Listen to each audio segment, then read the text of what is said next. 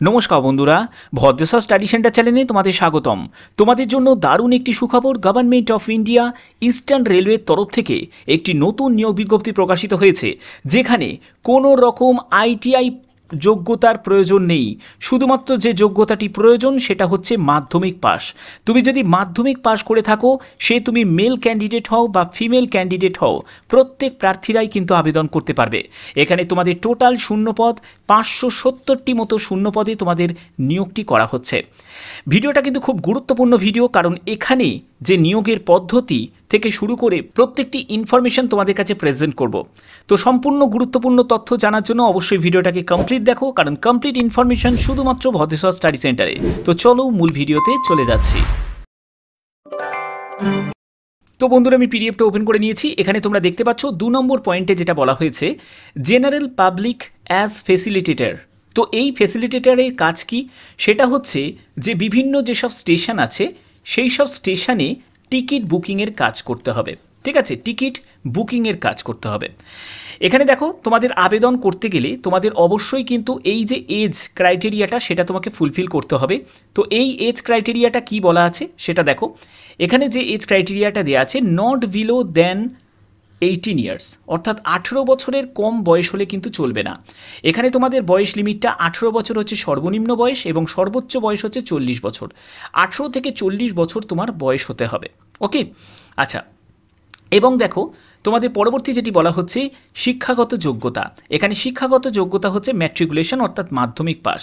এবং এই মাধ্যমিক পাসের জন্য অবশ্যই তোমাদের প্রুফ ফর এডুকেশন কোয়ালিফিকেশান, তোমাদের তার সার্টিফিকেট কিন্তু শো করতে হবে। তো এর জন্য তোমাদের যোগ্যতা হচ্ছে মাধ্যমিক পাস। এবং তোমার যদি হায়ার কোয়ালিফিকেশান থাকে অসুবিধা কিছু নেই, কিন্তু এই হায়ার কোয়ালিফিকেশানের জন্য তোমরা কোনো এক্সট্রা ফেসিলিটি কিন্তু পাবে না। ন্যূনতম যোগ্যতা দিয়েও কিন্তু তোমরা আবেদন করতে পারো, অথবা তোমরা হায়ার কোয়ালিফিকেশান দিয়েও কিন্তু আবেদন করতে পারো, কোনো অসুবিধা নেই। ওকে, আচ্ছা। এবার দেখো যে তোমাদের ইম্পর্টেন্ট ডেটসটা কিন্তু এখানে দেওয়া আছে, যেখানে বলা হচ্ছে যে পাবলিশিং অফ অ্যাপ্লিকেশন ফর্ম, সেটা তোমরা কিন্তু ওয়েবসাইট থেকেও অ্যাপ্লিকেশন ফর্মটা পেয়ে যাবে, যেখান থেকে তোমরা ডাউনলোড করে নিতে পারবে। যেখানে তোমাদের 16ই সেপ্টেম্বর থেকে এই ফর্মটা কিন্তু অফিসিয়াল ওয়েবসাইটে আছে। আমি তবুও ডেসক্রিপশানে দিয়ে দেবো, তোমরা সেখান থেকে ইজিলিভাবে পিডিএফটা ডাউনলোড করে নিতে পারবে। 2 নম্বর যেটা বলা হচ্ছে, availability of application form in website, submission of the application form seal drop box. একটি ড্রপ বক্স রাখা থাকবে অফিসে, সেখানে গিয়ে কিন্তু তোমাদের জমা করতে হবে। তো জমা করার তোমাদের লাস্ট ডেট 8ই অক্টোবর 2024। এখানে ক্লোজিং ডেটটাও কিন্তু সেম 8ই অক্টোবর 2024।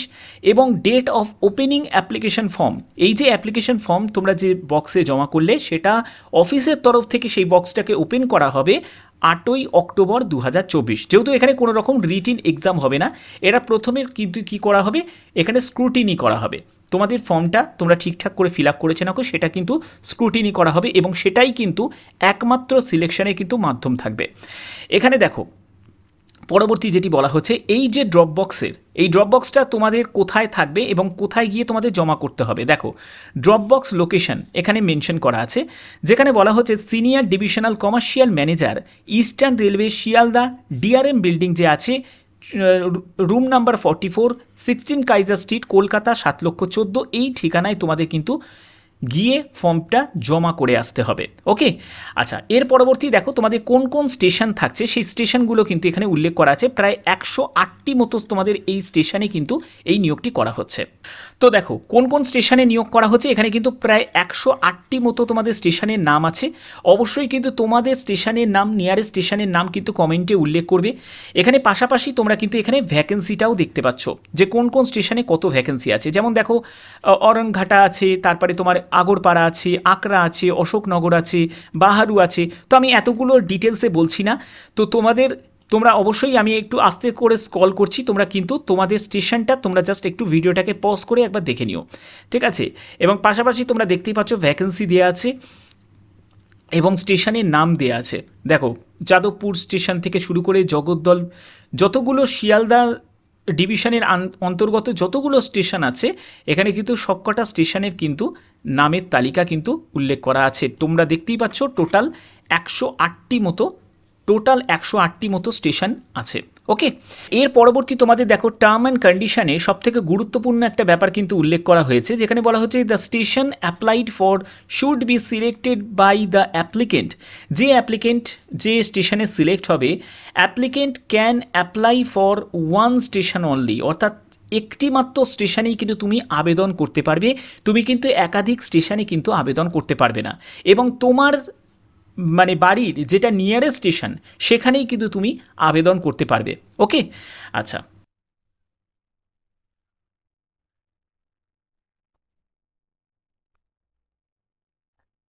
আচ্ছা এবার দেখে নাও যে তোমরা কিভাবে ফর্মটা ফিল আপ করবে। এখানে তোমাদের ফর্মটা ফিল আপ করার জন্য এখানে প্রথমে তোমার নাম, ঠিক আছে, তারপরে এখানে একটি পাসপোর্ট সাইজের ছবি লাগিয়ে দেবে এবং এখানে সেলফ অ্যাটেস্টেড একটা সই করে দেবে, ঠিক আছে। ফাদার বা হাজব্যান্ডের নেম, যারা বিবাহিত মহিলা তারা অবশ্যই হাজব্যান্ডের নেম দেবে। যদি আধার কার্ডে তোমার হাজব্যান্ডের নেম থাকে তাহলে সেটাই কিন্তু তোমরা এখানে মেনশন করবে, আর না হলে তুমি ফাদার নেম দিয়ে দিতে পারো, ঠিক আছে। এরপরে হচ্ছে এজ আর ডেট অফ বার্থ, তোমার বয়স এখন বর্তমানে কত এবং ডেট অফ বার্থটা কী সেটা কিন্তু এখানে মেনশন করবে। এডুকেশন কোয়ালিফিকেশান, যেহেতু শুধুমাত্র মাধ্যমিক পাস যোগ্যতা চাওয়া হয়েছে, তুমি মাধ্যমিক পাস যোগ্যতা দিয়েও ছেড়ে দিতে পারো, অথবা তোমরা হায়ার কোয়ালিফিকেশানও দিতে পারো। জেন্ডার, মেল না ফিমেল না আদার্স, সেটা মেনশন করবে। রেসিডেন্সিয়াল অ্যাড্রেস, সম্পূর্ণ কিন্তু রেসিডেন্সিয়াল অ্যাড্রেস দেবে, যা তোমাদের আধার কার্ডে যা আছে সেই আধার কার্ডটাই কিন্তু সম্পূর্ণ এখানে কিন্তু ভ্যালুয়েবল হবে, ঠিক আছে। আচ্ছা, এর পরবর্তী হচ্ছে মোবাইল নাম্বার। মোবাইল নাম্বার অবশ্যই কিন্তু এখানে তোমাকে মেনশন করতে হবে। Distance from residence two station, অর্থাৎ তোমার বাড়ি থেকে স্টেশনের দূরত্ব কত সেটা কিলোমিটারে এখানে জানাতে হবে। এরপরে স্টেশন ফর হুইচ অ্যাপ্লাইড, অর্থাৎ বুঝতে পারছো যে কোনো যেহেতু 108টি মতো টোটাল স্টেশন আছে, যে কোনো একটা স্টেশনে তোমাকে আবেদন করতে হবে, তার জন্য অবশ্যই তোমাদের নিয়ারেস্ট যে স্টেশন সেই স্টেশনের নাম কিন্তু এখানে লিখবে। ওকে, এরপরে একটা ডিক্লারেশন থাকছে, যে ডিক্লারেশনে তুমি এখানে সই করবে এবং এখানে তোমার প্লেস, যেখানে তুমি যখন তুমি আবেদনপত্রটা জমা করছো সেই আবেদনপত্র জমা করার ডেটটা সেটাকে এখানে মেনশন করবে এবং এনক্লোজার্স কিছু ডকুমেন্টস তোমাদের প্রয়োজন। আচ্ছা, এর পরবর্তী দেখো, এর পরবর্তী হচ্ছে তোমাদের কোন কোন ডকুমেন্টসগুলো প্রয়োজন। এখানে যেটা লাগছে সেটা হচ্ছে এজ প্রুফ, যেটার তোমাকে অ্যাটেস্টেড কপি মানে সেলফ অ্যাটেস্টেড কপি, যেটা আধার কার্ড, প্যান কার্ড বা যে কোনো একটি গভর্নমেন্ট আইডি প্রুফ। তো এটা তুমি অ্যাটাচ করছো, তার জন্য এখানে একটা টিক দিয়ে দেবে। এরপরে হচ্ছে অ্যাড্রেস প্রুফ। অ্যাড্রেস প্রুফের জন্য যেটা লাগছে সেটা আধার কার্ড লাগছে, তো সেটাও তুমি দিচ্ছ সেলফ অ্যাটেস্টেড করে, এটাও টিক দিয়ে দেবে। এডুকেশন কোয়ালিফিকেশান, সেখানে তোমার মাধ্যমিক পাস, তো মাধ্যমিক পাসের কিন্তু তোমাকে কী দিতে হবে, সার্টিফিকেট দিতে হবে। ওকে, মাধ্যমিক পাসের সার্টিফিকেট দিতে হবে, তার জন্য এখানে একটা টিক দিয়ে দেবে। এরপরে তোমাকে প্যান কার্ড, অবশ্যই তোমার প্যান কার্ড লাগবে, তো প্যান কার্ডে তোমাকে এখানে টিক দিয়ে দিতে হবে। যদি প্যান কার্ড না থাকে তাহলে তুমি যেই জায়গায় যে ডকুমেন্টস তোমার থাকবে না সেই জায়গাটা তুমি ফাঁকা রেখে দেবে, ঠিক আছে। কোনো টিকও দেবে না, কোনো ক্রসও করবে না। এরপরে 5 নম্বর যেটা বলছে, undertaking before the notary public non judicial stamp paper, একটা 100 টাকা তোমার নন জুডিশিয়াল স্ট্যাম্প পেপার লাগবে, যেটা অ্যানেক্সার 2-তে কিন্তু মেনশন করা আছে, এবং সেটা যে তুমি দিচ্ছ তার জন্য এখানে একটা টিক দিয়ে দেবে। এরপরে হচ্ছে অ্যাটাচ স্টেপল করতে পারো কিন্তু পেস্ট করা যাবে না। 1 more stamp size photograph for issuing identity card, ঠিক আছে, ইফ দ্য সিলেক্টেড, অর্থাৎ সেটাও যে তুমি দিচ্ছ তার জন্য অবশ্যই কিন্তু এখানে তোমাকে টিক দিতে হবে। অর্থাৎ এই যে ডকুমেন্টস, যেটা 6টা যে ডকুমেন্টস বললাম, এই 6টা ডকুমেন্টস কিন্তু ম্যান্ডেটারি আবেদন করার জন্য। ওকে, তো দেখো এখানে যে এই যে অ্যানেক্সার 2A, এই যে ফর্মটা তোমরা দেখতে পাচ্ছ, এই অ্যানেক্সার 2A ফর্মটা কিন্তু তোমাদের ডিক্লারেশন ফর্ম, যে তুমি কোনো রকম non employment, no claim employment in Indian railways, তুমি ইন্ডিয়ান রেলওয়েজের ওপর কোনো প্রেশার ক্রিয়েট করবে না যে তোমাদের এই যে কমপ্লিট করার পরে তারপরে তোমাদের স্থায়ীভাবে নিয়োগ করতে হবে, এর জন্য যে তুমি কোনো রকম দাবি করবে না, তার জন্যই কিন্তু এই ডিক্লারেশন আন্ডারটেকিং ফর্মটা কিন্তু তোমাদের ফিল আপ করিয়ে নেওয়া হচ্ছে। এখানে দেখো তোমাদের পরবর্তী যেটি বলা হচ্ছে হাউ টু অ্যাপ্লাই। অ্যাপ্লাই করার জন্য অ্যাপ্লিকেশন ফর্ম তোমরা অবশ্যই কিন্তু এই অফিসিয়াল ওয়েবসাইটেও পেয়ে যাবে, এছাড়া আমি ডেসক্রিপশানে দিয়ে দেবো, তোমরা সেখান থেকে অ্যাপ্লিকেশন ফর্মটা ডাউনলোড করে নিতে পারবে। এখানে পরবর্তী যেটি বলা হচ্ছে, যেহেতু এখানে সিলেকশনটা যেটা হচ্ছে সেটা কিন্তু তোমাদের স্ক্রুটিনি করা হবে, অর্থাৎ তুমি যে ফর্মটা তুমি যে ফিল আপ যে করলে সেই ফর্মটা ফিল আপ করার পরে তার যে প্রাথমিক যে তারা চেক করবে যে সঠিকভাবে সঠিক তথ্য দিয়ে তুমি ফর্মটা ফিল আপ করেছো নাকি। যদি তুমি ফর্ম ফিল আপে কোনো গণ্ডগোল করো তাহলে কিন্তু এখানে রিজেক্ট করে দেওয়া হবে। এখানে আরেকটা কথাও যেটা বলা হচ্ছে, only one application should be submitted by an applicant, multiple application will be summarily rejected. অর্থাৎ দেখো এখানে যদি তুমি মাল্টিপল যদি আবেদন করো তাহলে কিন্তু রিজেক্ট হয়ে যাবে, শুধুমাত্র একটাই কিন্তু অ্যাপ্লিকেশন তুমি করতে পারবে। তো এইগুলো হচ্ছে তোমাদের সম্পূর্ণ ক্রাইটেরিয়া যেগুলো তোমাদের ফুলফিল করতে হবে, তাহলেই কিন্তু তোমরা সাকসেসফুলিভাবে এখানে অ্যাপ্লাই করতে পারবে। এখানে বেতনের ব্যাপারটা আমি যদি যাই, বেতন কিন্তু সম্পূর্ণ তোমরা জানো, যেহেতু ATVM এই যে মেশিনে যেসব স্টেশনগুলোতে কিন্তু নিয়োগ করা হচ্ছে, তো তাদের যে পরিমাণে টিকিট তারা সেল করতে পারবে, এই টিকিট সেলের ওপর কিন্তু কিছু পার্সেন্টেজ থাকবে, ঠিক আছে, টিকিট সেলের ওপর কিছু পার্সেন্টেজ থাকবে, সেই পার্সেন্টেজের ভিত্তিতেই কিন্তু তোমাদের এই বেতনটা কিন্তু দেওয়া হবে। এখানে তোমাদের পিরিয়ডটা কত বছরের পিরিয়ড বা সেগুলো কিছু মেনশন করা আছে নাকি আমি দেখছি। দেখো এখানে তোমাদের যে পিরিয়ডের কথাটা যেটা মেনশন করা আছে সেটা হচ্ছে এখানে উল্লেখ করা আছে যে 31/3/2025 পর্যন্ত তোমাদের কিন্তু এখানে কাজের মেয়াদ থাকবে।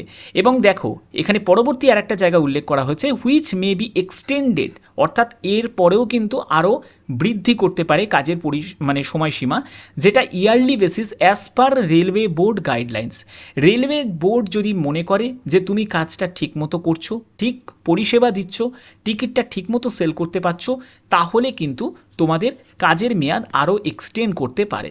তো যারা যারা এখানে নিয়োগ জন্য আবেদন করবে তারা অবশ্যই কিন্তু ভালো করে একবার দেখে নেবে। আমি তবুও একবার তোমাদের স্টেশনটাকে একবার আস্তে করে স্ক্রল করে তোমাদের দেখিয়ে দিচ্ছি কোন কোন স্টেশনগুলোতে তোমাদের নিয়োগ করা হচ্ছে। পাশাপাশি তোমরা কিন্তু এই যেগুলো দেখতে পাচ্ছ এগুলো কিন্তু তোমাদের ভ্যাকেন্সি দেখতে পাচ্ছ, কোন কোন স্টেশনে কত ভ্যাকেন্সি দেওয়া আছে। সব কটা স্টেশন কিন্তু এখানে দেখো শিয়ালদা ডিভিশনের অন্তর্গত যতগুলো স্টেশন আছে সব কটা স্টেশন কিন্তু এই তালিকার মধ্যে আছে।